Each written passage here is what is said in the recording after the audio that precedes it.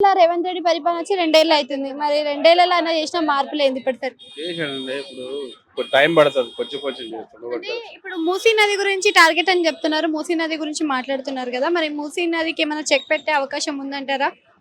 లేదు. ఏది మూసీ నది గురించి అండి. చెక్ పెట్టడానికి ఏం ప్రాబ్లం ఏం లేదు. మనం చెర్లలు ఉన్నాయి మాత్రం తీసేయడం కన్ఫామ్‌గా తీసేస్తుంటారు. ఎందుకంటే ఇబ్బంది అవుతుంది కదా! వాటర్ వచ్చి ఇల్లు పోవడం వల్ల మరి ఇల్లు కొట్టుకుపోతున్నాయి కదా! మరి వాళ్ళకి ఏదైనా ఆసరా కల్పించే అవకాశం ఉందంటారా? చేపిస్తారండి. అది 100% గ్యారెంటీ.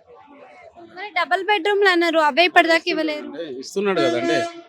కొంచెం కట్టుకున్న వాళ్ళకి ప్లేస్ ఉన్న వాళ్ళకి ఇస్తున్నాడు. కట్టినవి కొద్దిగా అలాట్ చేస్తుంటుండు. టైం పడుతుంది.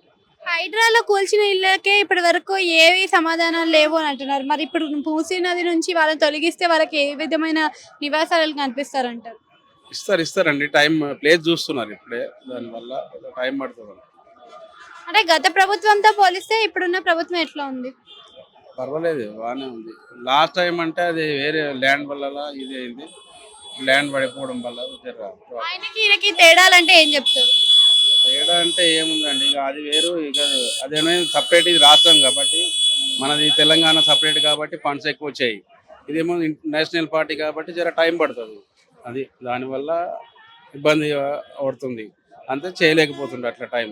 దానివల్లనే, అంతకు మించి ఏం ప్రాబ్లం లేదు.